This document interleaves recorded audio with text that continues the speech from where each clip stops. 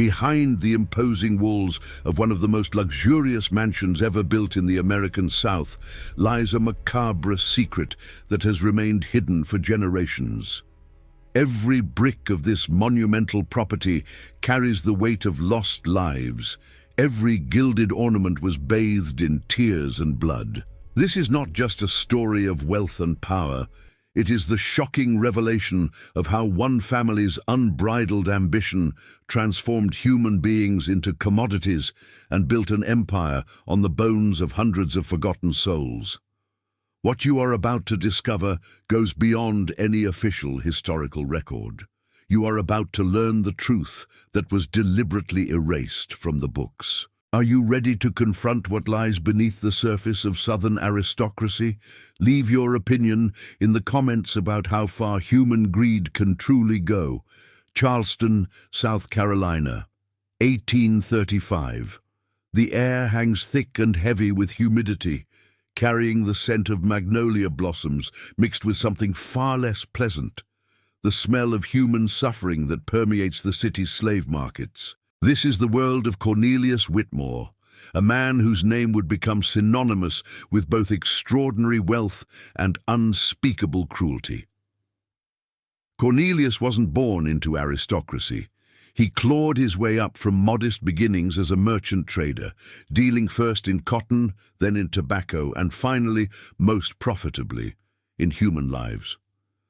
By his 40th birthday, he had become one of Charleston's wealthiest slave traders, owning 3 auction houses across South Carolina. But wealth alone was never enough for Cornelius. He craved something more tangible, more permanent. He wanted a monument to his success, something that would declare to all of Charleston and beyond that Cornelius Whitmore had arrived. The inspiration struck him during a business trip to Virginia, where he toured several grand plantation estates. The neoclassical architecture, those towering white columns, the sweeping staircases, the elaborate ironwork, it all spoke to him of power, of permanence, of legacy. He returned to Charleston obsessed with a single vision. He would build the greatest mansion the South had ever seen. Not just grand, but monumental. Not just beautiful, but awe-inspiring, a palace that would dwarf every other estate in the region.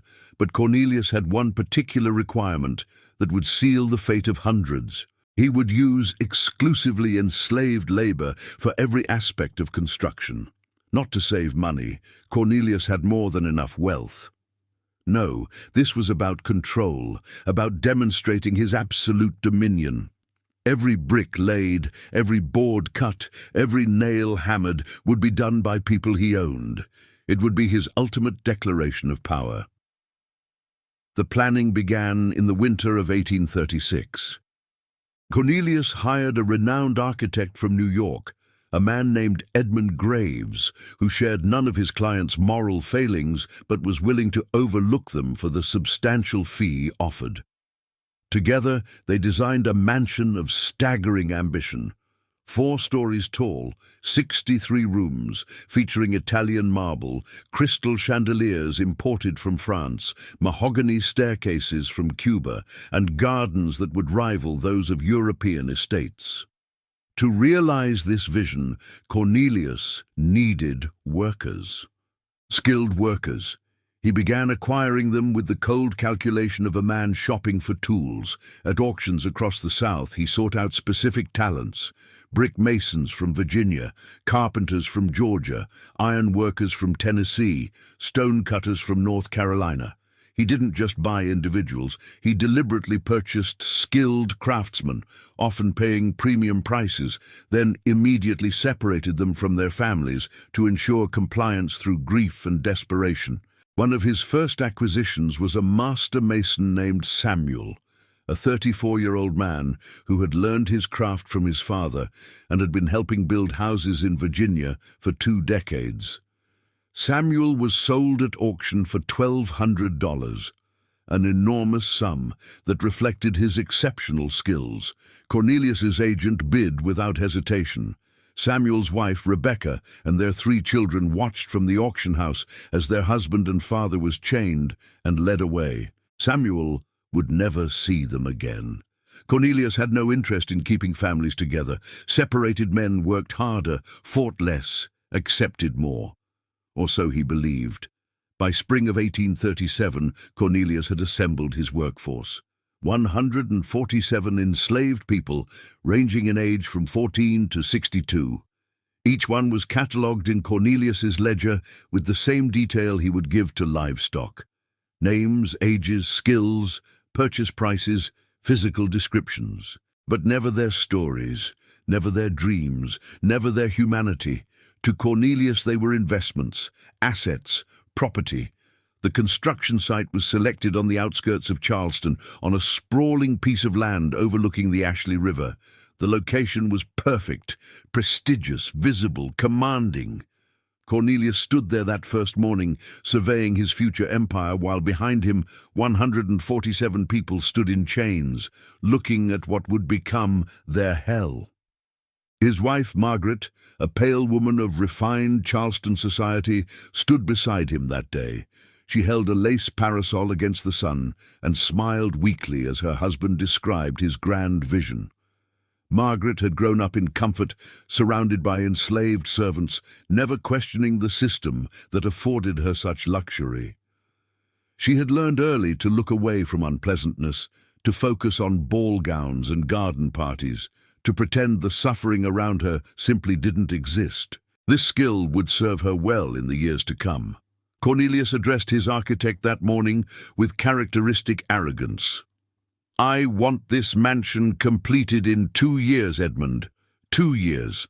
I don't care what it takes. I don't care about the heat, the rain, the difficulties. These people will work from dawn until they can no longer see. They will build my legacy, and they will build it quickly." Edmund Graves shifted uncomfortably. "Mr. Whitmore, construction of this scale typically requires 4, perhaps 5 years. The craftsmanship alone—" "2 years," Cornelius interrupted. "I'm not interested in excuses. I'm interested in results." And so it began. The first trees were cleared in April of 1837.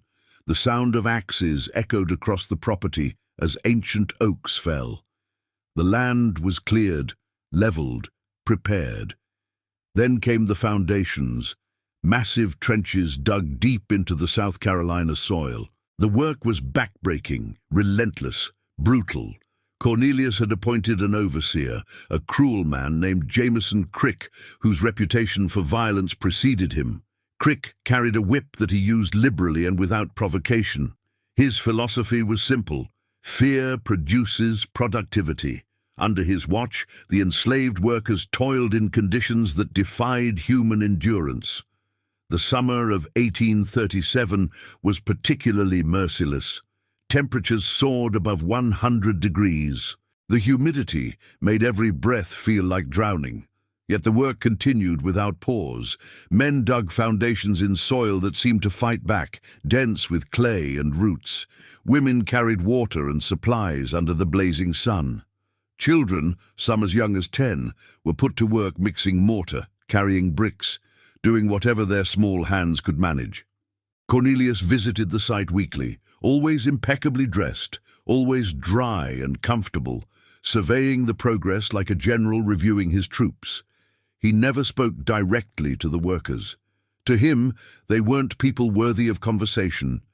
He spoke only to Crick, giving orders, demanding updates, expressing his displeasure when progress seemed slow. But something was happening beneath Cornelius's notice.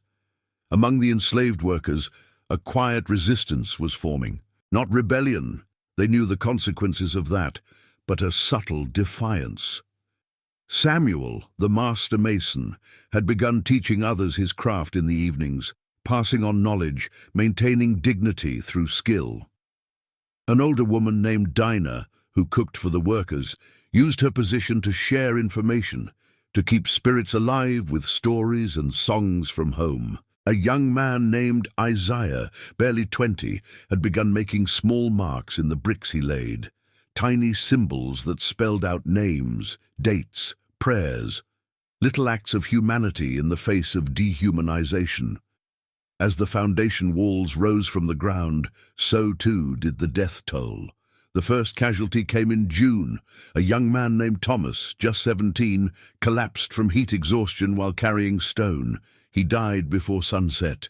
Cornelius's only response was to dock his purchase price from the project budget as a loss. No funeral, no acknowledgement. Thomas was buried in an unmarked grave at the edge of the property, and the work continued the next morning as if he had never existed. By the end of that first summer, the foundation was nearly complete, rising 8 feet above ground level.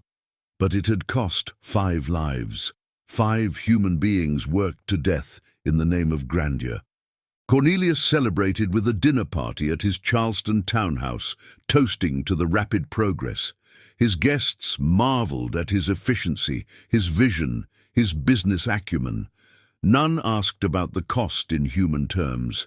In their world, such questions simply weren't asked. As autumn brought slight relief from the summer heat, the true scope of Cornelius Whitmore's ambition became horrifyingly clear. The foundation was complete, but now came the most demanding work, raising the walls, constructing 4 stories of brick and stone that would tower over the Carolina landscape. The pace Cornelius demanded was not merely ambitious, it was deadly. The workday began before dawn. At 4:30 in the morning, a bell would ring, jolting the enslaved workers from whatever fitful sleep they had managed in the cramped, filthy quarters Cornelius had built at the edge of the construction site. These quarters were little more than wooden shacks, 12 feet by 12 feet, housing 10 to 12 people each. No beds, no privacy, no basic sanitation, just dirt floors and bodies pressed together in exhaustion. By 5 o'clock, everyone was expected at their station. The masons at the brick kilns, the carpenters at the lumber mills, the iron workers at the forges, the general laborers at the supply areas. And there they would remain, with only brief breaks for meager meals, until darkness made further work impossible, often 9 or 10 at night. 16, 17, sometimes 18 hours of relentless labor. Samuel, the master mason, found himself in an impossible position. His skills were irreplaceable, which gave him a certain grim security. Cornelius couldn't afford to lose him. But this also meant he was pushed harder than most, expected to lay brick with perfect precision, while simultaneously training others to work faster. Every morning, his hands were so swollen and bleeding that he could barely flex his fingers. Every night, he collapsed onto the dirt floor of his quarters, too exhausted even to eat the cornmeal and salt pork that passed for dinner. The brickwork was particularly brutal. Each brick had to be measured, cut if necessary, then laid with exact precision. The mortar had to be mixed to perfect consistency. Too wet, and it wouldn't hold. Too dry, and it wouldn't spread. In the sweltering heat, the mortar dried rapidly, meaning workers had to move with desperate speed. The scaffolding grew higher each week, rickety wooden structures that swayed in the wind. Falls became common. Fatal falls became routine. In November of 1837, a mason named Jupiter fell from 3rd-story scaffolding. He survived the fall, but shattered both legs. Cornelius's response was chilling. He had Jupiter moved to a corner of the construction site, where he was put to work doing whatever his broken body could manage, sorting nails, holding tools, tasks that kept him productive despite his injuries. No medical treatment beyond rudimentary splints, no rest for healing. Within 3 weeks, infection set in. Jupiter died in December, delirious with fever, still trying to work even as his body shut down. Cornelius kept meticulous records of every death, but not out of any sense of mourning or responsibility. Each entry in his ledger simply noted the loss as a reduction in his asset column. Jupiter, mason, purchased for $980, deceased December 14, 1837, total loss. The human being was reduced to an accounting entry, but Jupiter's death was hardly unique. The winter of 1837 brought new horrors. While temperatures dropped, providing some relief from the heat, they also brought rain. Cold, driving rain that turned the construction site into a mud pit. Work slowed, and when work slowed, Cornelius grew furious. His solution was to extend the workday even longer, adding hours before dawn and after dusk, forcing people to labor by lamplight in dangerous conditions. The overseer, Jameson Crick, enforced Cornelius's demands with escalating violence. The whip was a constant presence, its crack echoing across the construction site like gunfire. Crick didn't need a reason to use it. Perceived slowness, a moment's rest, even a glance in the wrong direction could bring punishment. He seemed to take genuine pleasure in the suffering he inflicted, often laughing as he brought the lash down across someone's back. A young woman named Esther bore the brunt of Crick's cruelty. She was just 14, small for her age, assigned to carry bricks from the kiln to the masons. The bricks were heavy, rough on her hands, and the distances were long. She struggled to keep pace with Crick's demands. One morning in January, exhausted and malnourished, she stumbled and dropped a load of bricks.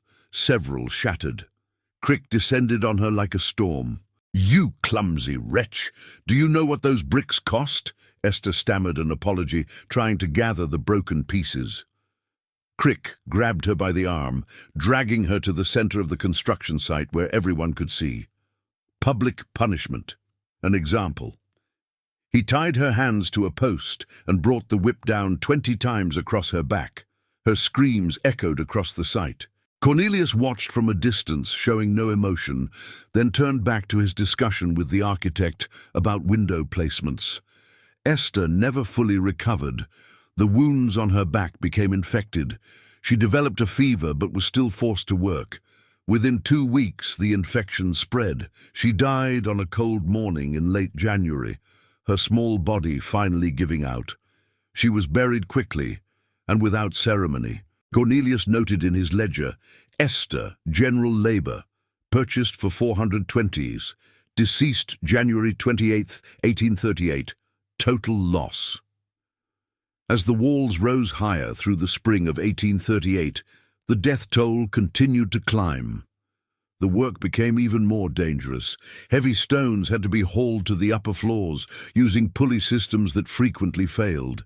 Wooden beams, some weighing hundreds of pounds, had to be positioned with precision on increasingly unstable scaffolding. Chemical burns from the mortar lime became common. Crushed hands and feet from falling materials were almost daily occurrences. But perhaps the most insidious killer was simple exhaustion. Human bodies can only endure so much. 18-hour days, 7 days a week with inadequate food and no medical care broke people down systematically. Men in their 30s looked 60. Strong workers became walking skeletons. The very young and the very old were worked to death with mechanical efficiency. Moses, an elderly man of perhaps 60 years, records were imprecise for enslaved people, had been a carpenter his entire life. His hands, gnarled with arthritis, could still craft beautiful joinery when given time. But time was exactly what Cornelius refused to give. Moses was assigned to the team building the grand staircase, an elaborate structure of mahogany and cherry wood that would sweep up through all 4 floors of the mansion. The precision required was extraordinary. Each baluster had to be turned on a lathe, each newel post carved with intricate detail, each step fitted with mathematical exactness. Moses worked with quiet dignity, trying to maintain the standards of craftsmanship he had upheld his entire life. But Crick pushed constantly for speed over quality. "Faster, old man! We don't have time for your perfectionism." One afternoon in April, Moses respectfully suggested that rushing the staircase work would compromise its structural integrity. It was a reasonable observation from an experienced craftsman. Crick's response was to strike Moses across the face with a piece of wood, knocking him to the ground. "I don't recall asking for your opinion, old man." Moses tried to stand. Crick kicked him. Other workers watched in horror, wanting to intervene but knowing that any defense would bring punishment to them as well. The beating continued until Moses lay unconscious. He was dragged to the side and left there. By evening he had regained consciousness but was clearly severely injured. Cornelius was informed. His response, "Can he still work?" Moses tried. For 3 more days he attempted to continue, his broken ribs making every breath agony. On the 4th day, internal bleeding finally claimed him. He died quietly, without complaint, the way he had lived. Another entry in Cornelius's ledger. Another grave at the edge of the property.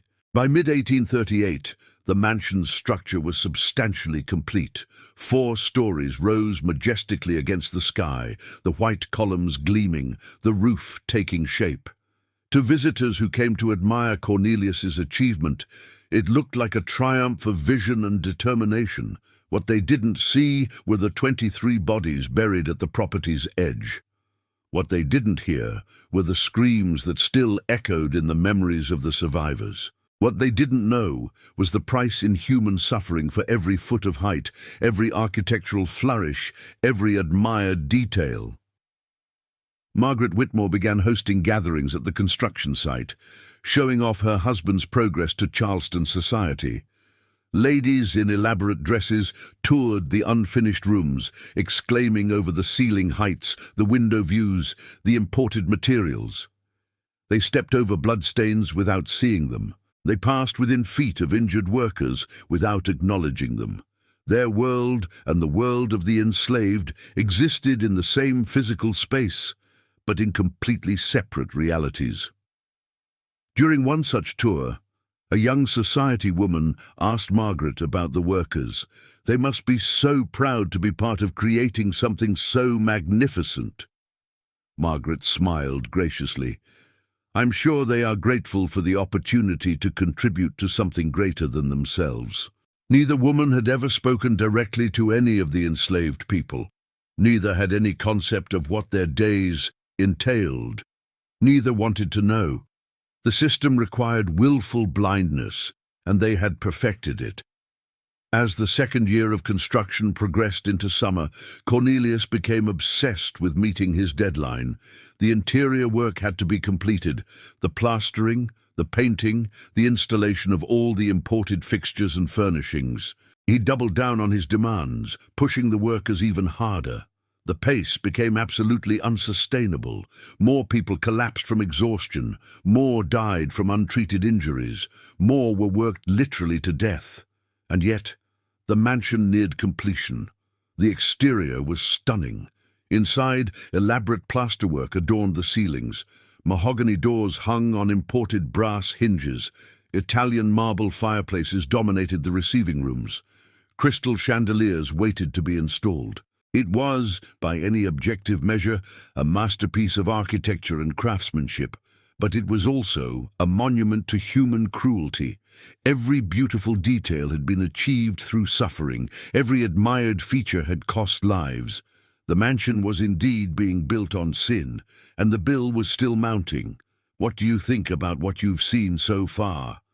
How do you reconcile the beauty of craftsmanship with the horror of how it was achieved? Leave your thoughts in the comments below. Thank you so much for staying with this story until now.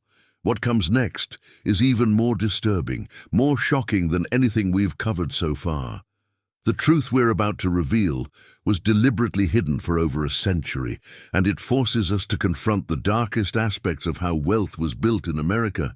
As the mansion approached completion in late 1838, something happened that Cornelius Whitmore worked desperately to conceal, something that wouldn't be discovered until more than a century later. But to understand it, we need to go back to a specific moment during the foundation work in the summer of 1837. The trenches for the foundation had been dug deep, 12 feet in some places, to ensure the massive structure would have adequate support. The work was backbreaking and dangerous. Cave-ins were common. The soil, dense with Carolina clay, resisted every shovel, every pickaxe. Workers labored in these pits under the blazing sun, essentially working in ovens of dirt and heat. One afternoon in July, a section of trench wall collapsed. 3 workers were buried instantly under tons of clay and rock.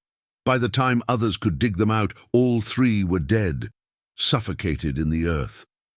Their names were Benjamin, aged 28, a father of two he would never see again. Marcus, just 19, purchased only 3 weeks earlier. And Ruth, a woman of 35, who had been a field hand her entire life. Cornelius was informed of the accident. His response was characteristically cold. How long will recovery of the bodies delay construction? The foreman, a man named Patterson, hesitated. Sir, it could take several hours to dig them out properly. The trench wall is unstable. We'd need to shore it up first, then carefully excavate. Cornelius considered this. Hours meant delay. Delay meant missing his deadline. In his mind, the calculation was simple. Leave them, he said. Fill in that section and move the foundation line 6 feet to the east. We'll build over it. Patterson was stunned. Sir, you mean leave the bodies in the ground? Did I stutter? Fill it in. No one needs to know. The bodies will be under 8 feet of foundation. They'll never be found. This conversation never happened, and so it was done. Benjamin, Marcus, and Ruth were not recovered. Fresh earth was brought in. The foundation was poured directly over their bodies. 3 human beings became quite literally part of the building structure, their remains trapped in eternal darkness beneath the mansion's grand halls. But they were not the only ones. Over the next 18 months, similar incidents occurred. Another trench collapse killed 2 more workers. Their bodies were also left in place, buried under the foundation.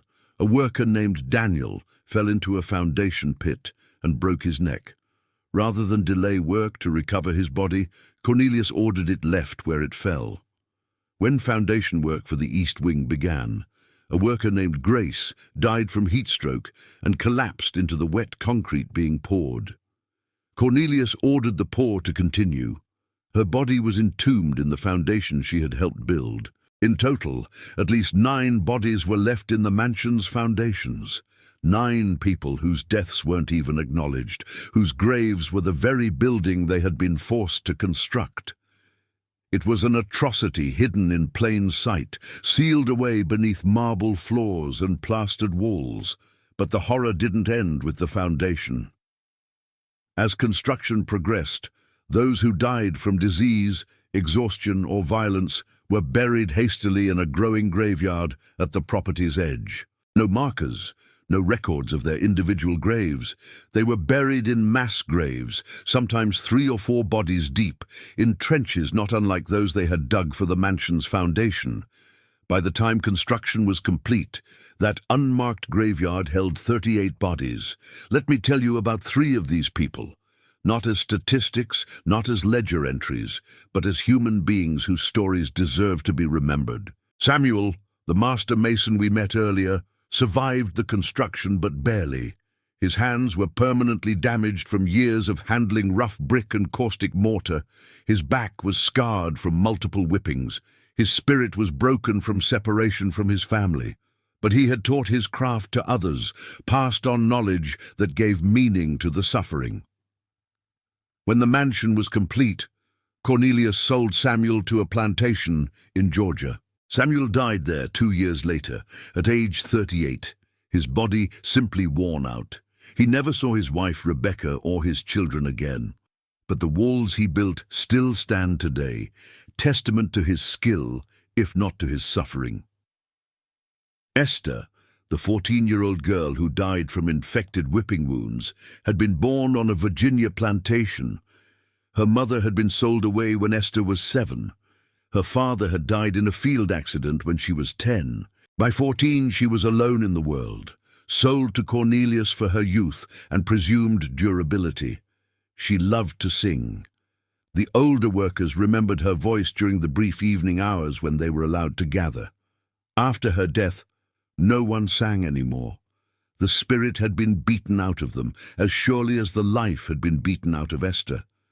Her grave is somewhere in that unmarked cemetery, her exact location unknown, her voice silenced forever. Moses, the elderly carpenter, had been born into slavery in North Carolina.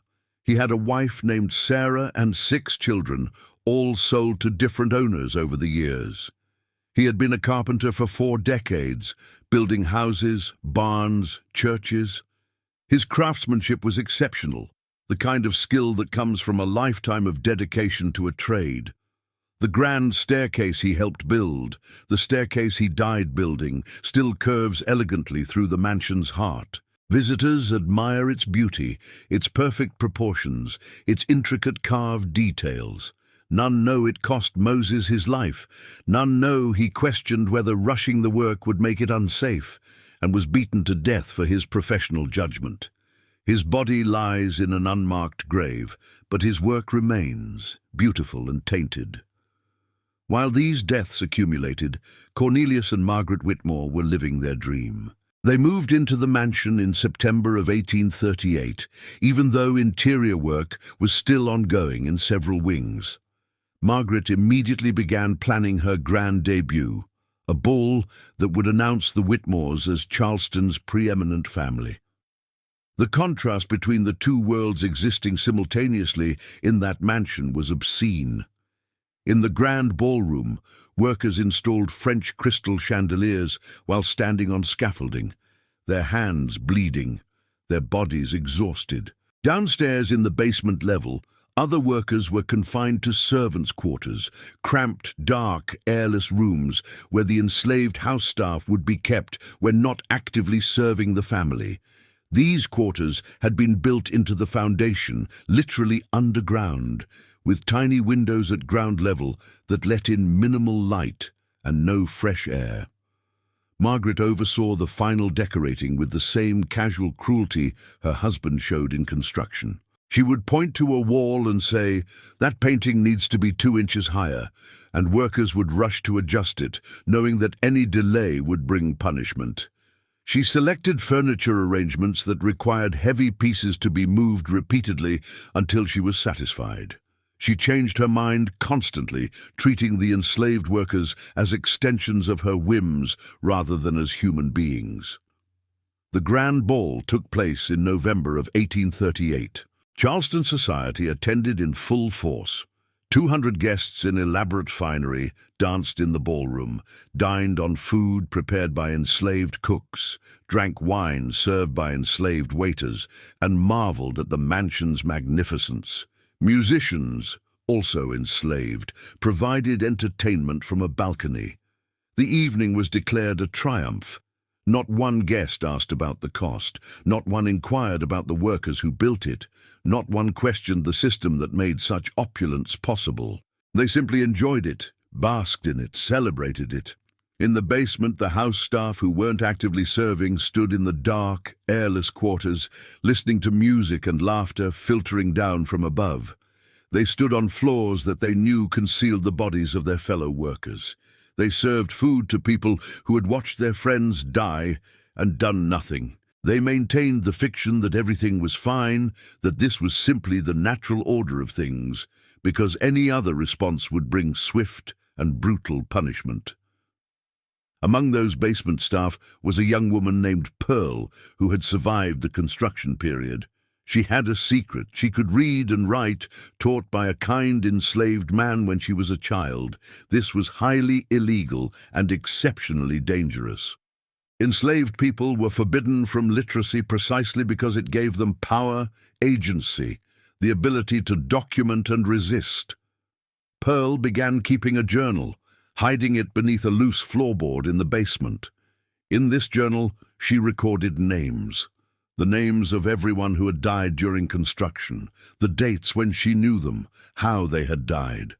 She wrote in cramped, careful script, knowing that discovery would mean severe punishment or death. But she also knew that someone had to remember, someone had to bear witness. Her journal entry from the night of the grand ball read, "They dance above while we stand among ghosts. The floor shakes with their joy, but we feel only the weight of those beneath. Ruth is down there, Benjamin, Marcus, Daniel, Grace, and so many more. They built this house with their hands and blood and lives, and now they rest in its bones while strangers celebrate above them. I write their names so they are not forgotten. I write so that someday someone will know the truth." Pearl's journal would survive, hidden and forgotten, for over a century, but we'll return to that later. As 1839 arrived, the mansion was complete. Cornelius had achieved his dream. The structure was magnificent, 63 rooms of unparalleled luxury, visible for miles, a definitive statement of wealth and power. His construction project had been brutal, but, in his mind, successful. He had met his deadline. He had created his monument. The final accounting in his ledger showed the human cost. 47 enslaved people had died during the construction period. 23 from accidents and exhaustion during the building itself. 9 buried in the foundations. 15 more from disease and untreated injuries in the months immediately following. This was in addition to the 100 survivors whose bodies and spirits were broken, whose lives had been consumed by those 2 years of hell. Cornelius reviewed these numbers without emotion. In his mind, they represented an acceptable loss rate for an ambitious project. He had started with 147 workers. He had lost 47. That meant he still had 100 enslaved people to run his household and grounds. From a pure business standpoint, he considered it successful. But something was beginning to happen, something Cornelius didn't believe in and therefore couldn't see. The survivors were not broken. They were angry. The resistance that had begun during construction, the small defiances, the preserved memories, the quiet acts of dignity, was growing stronger. They couldn't rebel openly. The consequences would be immediate and fatal. But they could remember. They could bear witness. They could ensure that the truth of what happened in that place would survive somehow, even if buried as deeply as the bodies in the foundation. The mansion stood complete, white and gleaming in the southern sun, but it was built on a foundation of sin, soaked in blood, haunted by the ghosts of those it had consumed, and those ghosts, in their way, were patient. For nearly 2 decades, the Whitmore Mansion stood as the crown jewel of Charleston society. Cornelius and Margaret hosted elaborate gatherings, balls that drew the South's elite, political events that shaped regional power. The mansion became synonymous with success, a physical manifestation of the Southern aristocratic dream. But beneath the surface, rot was spreading, and when the collapse came, it would be total. The first cracks appeared not in the building, but in Cornelius himself. By the mid-1850s, he was in his 60s, still arrogant, but beginning to show signs of the paranoia that would eventually consume him. He became obsessed with protecting his wealth, with ensuring his legacy would endure. He expanded the basement, creating hidden rooms where he could store valuables, documents, anything he deemed precious. These rooms were built by enslaved workers who were sworn to secrecy, and then sold away to ensure that secrecy. His son, Cornelius Jr., was being groomed to inherit the empire. Jr. was cut from the same cloth as his father, entitled Cruel, viewing enslaved people as property rather than humans. But he lacked his father's business acumen and added vices his father had avoided. Junior gambled heavily, drank excessively, and engaged in affairs that scandalized even the permissive Charleston society. By 1860, tensions across the South had reached a breaking point. The debate over slavery was tearing the nation apart. In the Whitmore Mansion, however, life continued in willful denial of the coming storm. Cornelius Sr. refused to believe that the system that had made him wealthy could ever truly be threatened. Slavery is the foundation of civilization, he would proclaim at dinner parties. It is the natural order. It will endure because it must. He was catastrophically wrong. When the Civil War erupted in 1861, Cornelius initially saw it as a temporary disruption, an unpleasant but manageable conflict that would ultimately affirm Southern supremacy. He contributed money to the Confederate cause, sent his son to serve as an officer, and made grand pronouncements about Southern victory. The enslaved people in his household heard these pronouncements and said nothing, but they knew better. They understood that the war represented a possibility they had barely dared to imagine: freedom. As the war progressed and Union forces began advancing into South Carolina, Cornelius's confidence crumbled into panic. He became obsessed with hiding his wealth. He buried gold and silver in the grounds around the mansion. He hid documents and valuables in the secret basement rooms. He created elaborate inventories, coded maps, desperate attempts to preserve his fortune against the chaos he could no longer deny. The enslaved people in the household watched these preparations with grim satisfaction. They understood what Cornelius was too blinded by arrogance to see. His world was ending. In February of 1863, Pearl, who had continued keeping her secret journal for over 2 decades, made an entry that reflected the electric tension in the household. "The master is afraid. For the first time I see fear in his eyes. He senses what we have always known, that this system built on cruelty cannot stand forever. Union soldiers are said to be advancing. We hear cannons in the distance. Freedom is coming. I can barely write the word without my hand trembling. Freedom." The opportunity came on a warm night in April of 1863. Union forces were reported to be less than 20 miles from Charleston. Cornelius had fled to the city with his wife and daughter, leaving the mansion under the supervision of an overseer and a skeleton crew of house staff. But the overseer, sensing the Confederacy's imminent defeat, had abandoned his post to join retreating Confederate forces. For the first time in the mansion's history, the enslaved people were alone. Unsupervised, the doors were unlocked, the roads were unguarded. The decision to flee was not made lightly. These people knew that capture during attempted escape often meant death, but they also knew that this might be their only chance. That night, 87 enslaved people walked away from the Whitmore mansion. Some headed toward Union lines, others disappeared into the countryside. A few went searching for family members sold years earlier to other plantations. Pearl went with them, carrying her hidden journal, that precious record of names and deaths and truth. Only 13 enslaved people remained at the mansion, the elderly and infirm who couldn't make the journey, and a few who, after decades of conditioning, were too afraid to leave the only world they knew. When Cornelius returned 3 days later and discovered what had happened, his rage was apocalyptic. He screamed, he smashed furniture, he rode into Charleston demanding that authorities pursue and recover his property. But the world had changed. Confederate authorities had bigger concerns than one man's escaped slaves. Union forces were advancing. The cause was lost. The financial impact was devastating. Cornelius had considered his enslaved workforce as assets worth over $200,000, a staggering fortune. Overnight, that wealth had simply walked away. His entire economic model was based on enslaved labor. Without it, the plantation that surrounded the mansion couldn't function. The household couldn't be maintained. His world was collapsing. But the horror for the Whitmore family was only beginning.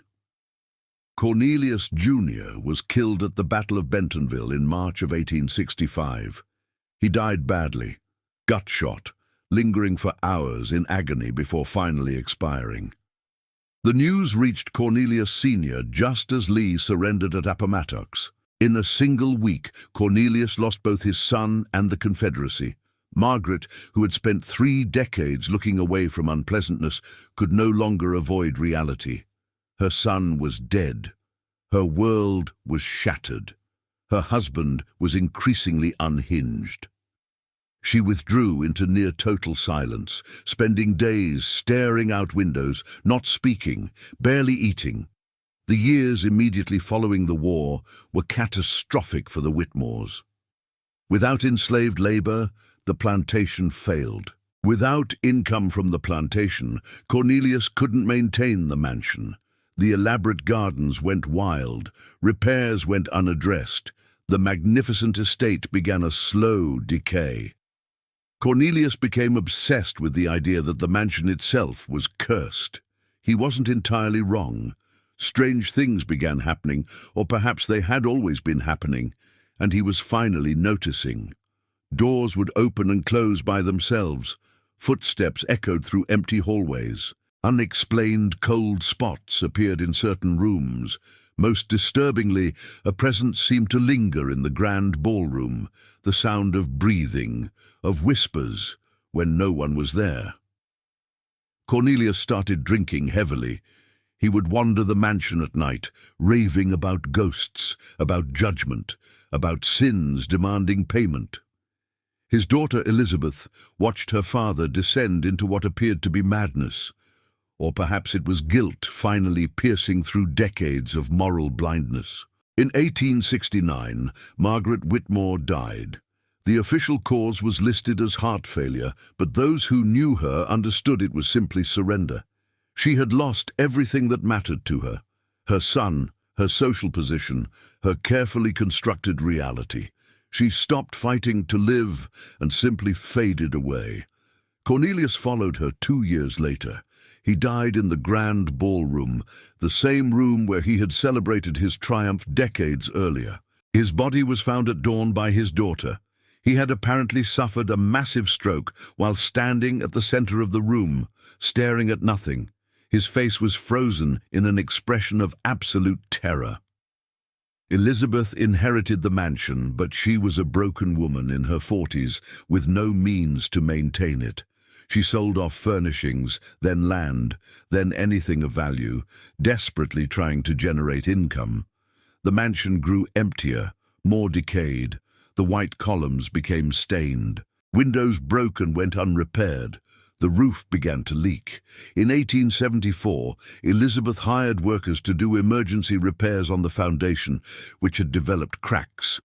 During this work, one of the workers, a freedman, ironically, noticed something odd in the foundation structure: bones, human bones embedded in the concrete and brick.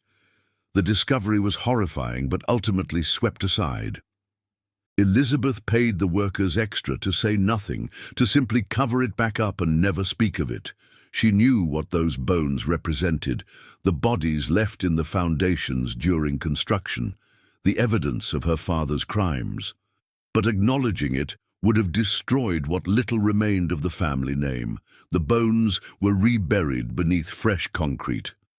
The workers kept their silence. The secret remained buried. Elizabeth died in 1886, childless, the last of the direct Whitmore line. The mansion passed to a distant cousin who had no sentimental attachment to it. He sold it in 1888 to a Charleston businessman who had dreams of restoring it to its former glory. Those dreams lasted less than a year. The costs were overwhelming, and the building seemed to resist restoration. Workers reported unsettling experiences: tools disappearing, accidents that seemed almost deliberate, an oppressive atmosphere that made them reluctant to stay after dark. The mansion changed hands multiple times over the next decades. Each owner had grand plans. Each owner ultimately gave up. By 1920, the mansion was essentially abandoned, a decaying relic slowly being reclaimed by nature. The elaborate gardens were now jungle. The magnificent rooms were filled with debris and water damage. The grand staircase that Moses had died building was rotting from moisture. It was during a partial demolition attempt in 1921 that the next major discovery occurred. A demolition crew was removing part of the basement level when they broke through into one of the hidden rooms Cornelius had built. Inside, they found chests of documents, ledgers, maps, personal papers that Cornelius had hidden during the war and that had remained undiscovered for nearly 60 years. Among these papers were Cornelius's construction ledgers.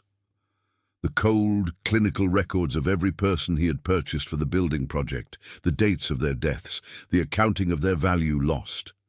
Reading these ledgers was like staring into the abyss of human cruelty. Here was documentation of 47 deaths, recorded with no more emotion than one might record the breaking of tools. Also in that hidden room was Pearl's journal. She had hidden it there during the chaos of the 1863 escape, unable to carry it with her, but unwilling to destroy it. For 58 years it had remained in darkness, waiting. Now it emerged, a voice from the grave, bearing witness to everything Cornelius's official records omitted. The humanity of the victims, the cruelty of the treatment, the names and stories of the dead. The discovery created a minor scandal in Charleston. Some called for the documents to be preserved as historical evidence. Others wanted them destroyed to avoid embarrassing descendants of the city's founding families. Ultimately, the papers were acquired by a local historical society, where they were filed away and largely forgotten for another several decades. The mansion itself continued its decay through the Great Depression and beyond. By 1950, it was considered a hazard. The city of Charleston debated demolishing it entirely, but the cost of demolition for such a massive structure was prohibitive. So it remained standing, empty and rotting, a ghost of its former grandeur. Then came the civil rights movement of the 1960s, and with it a growing awareness of the need to confront rather than bury the history of slavery. Scholars began examining previously ignored documents. Pearl's journal was rediscovered and published in 1968. Her first-hand account of the mansion's construction, with its list of names and deaths, brought new attention to the site. Descendants of the enslaved people who had built the mansion began to come forward with family stories, oral histories that had been passed down through generations. These stories corroborated and expanded upon Pearl's account. A picture emerged of systematic brutality, far worse than even the official records suggested. In 1972, archaeologists conducted a survey of the property. Using ground-penetrating radar, they located the mass graves at the property's edge. Excavation began, carefully, reverently. They found 38 bodies in those unmarked graves, exactly as Pearl's journal had indicated.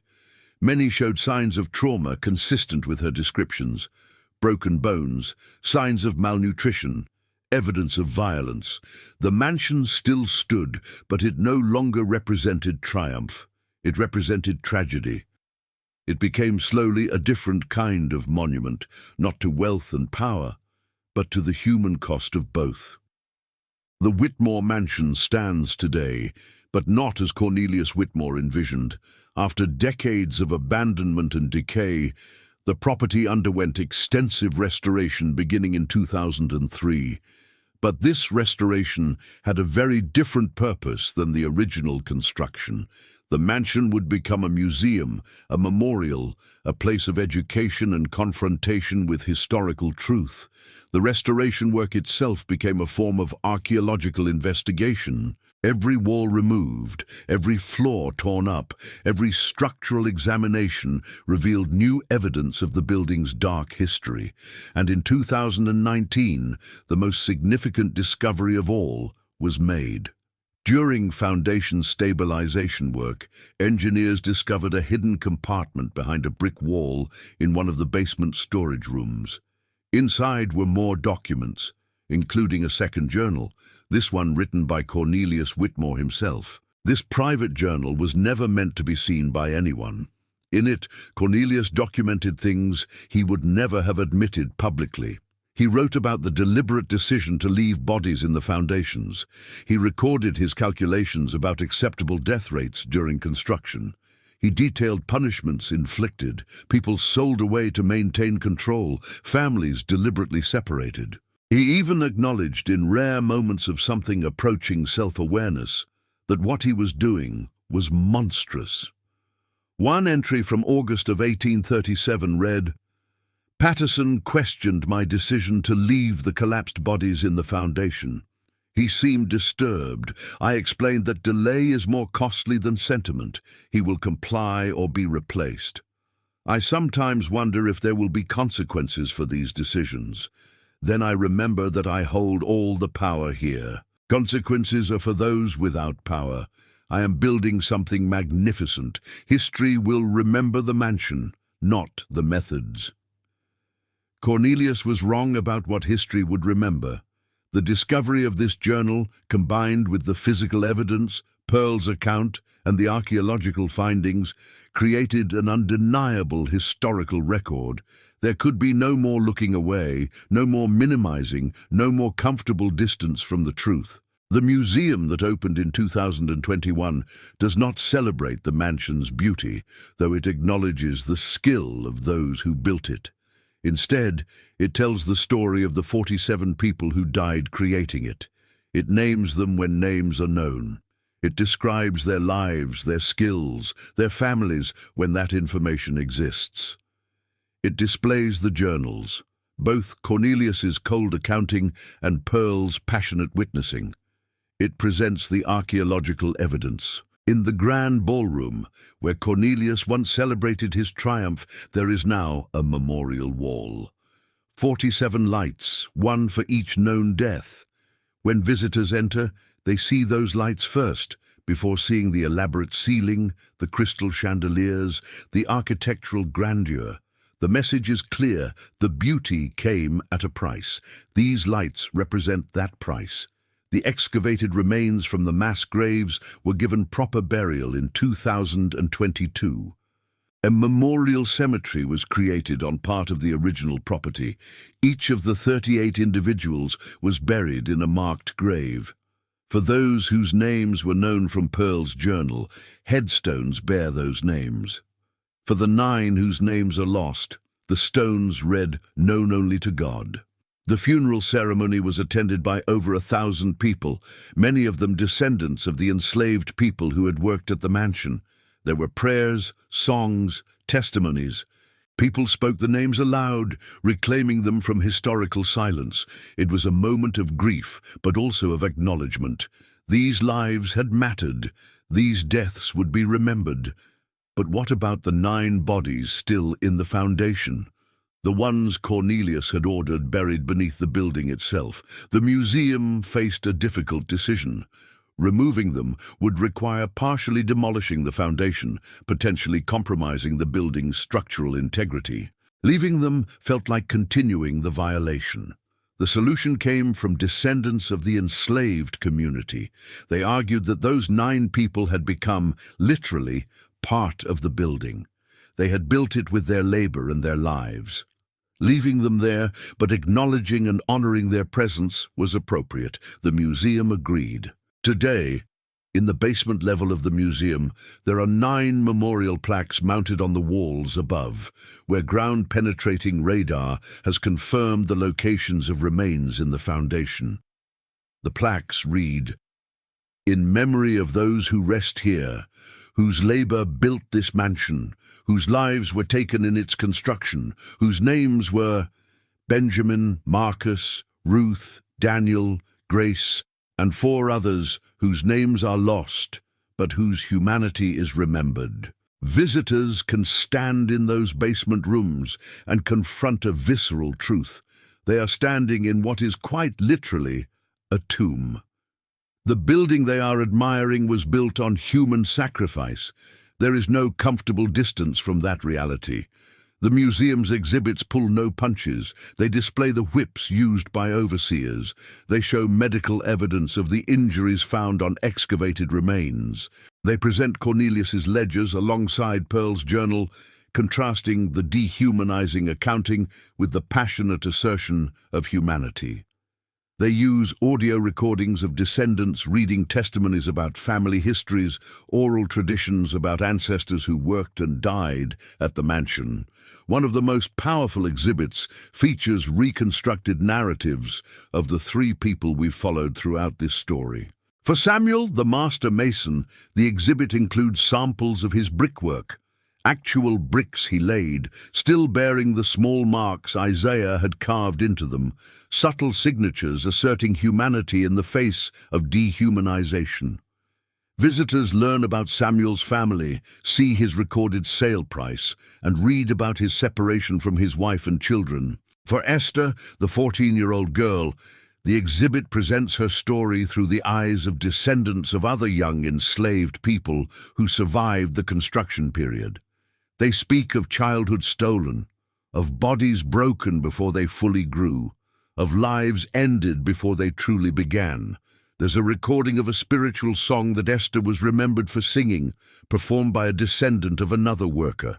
For Moses, the exhibit includes photographs of the grand staircase he helped build, that beautiful curving structure that still stands.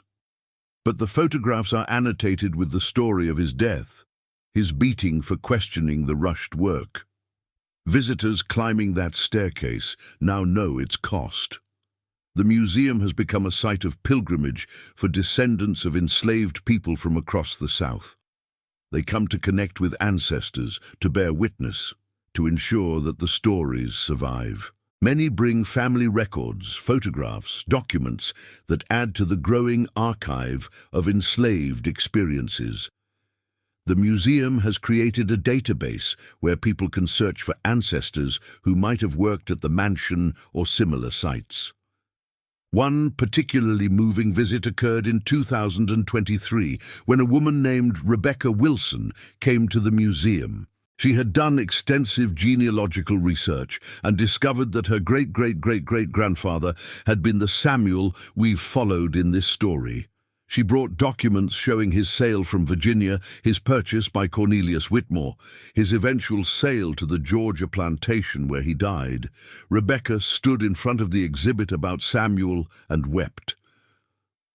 "I always knew my ancestor had been a mason," she said in an interview later.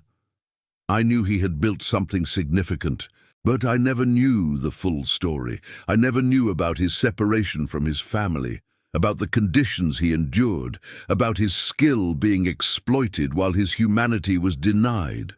Coming here, seeing his work, learning his story, it's devastating and meaningful at the same time." The museum also addresses the question many visitors ask: what about descendants of the Whitmore family? Do any still exist, and what is their relationship to this history? There are indeed descendants of Elizabeth Whitmore, the last direct Whitmore to own the mansion. When contacted by museum organizers, most declined to participate. A few, however, agreed to provide family documents and to acknowledge their ancestors' role in these atrocities. One descendant, a man named Thomas Whitmore, gave a recorded statement that plays in the museum. "I cannot apologize adequately for what my ancestors did. Words feel hollow in the face of such systematic cruelty, but I can acknowledge it. I can refuse to minimize it or make excuses for it. I can ensure my children know this history honestly, and I can support efforts to ensure these stories are told truthfully. The wealth my family built came from stolen labor and stolen lives. That is the truth, and it must be faced." The museum has sparked broader conversations about how we remember and confront the history of slavery. Other historic homes built using enslaved labor have begun similar processes of truth-telling. Archaeological surveys at plantation sites across the South have located dozens of unmarked burial grounds. Efforts to identify and properly memorialize enslaved people are expanding. But the conversations are not always comfortable. Some argue that focusing on these dark histories is divisive, that it promotes guilt rather than reconciliation. Museum director Dr. Angela Morrison addresses this directly in a video that plays in the final exhibit room. "This is not about guilt. This is about truth.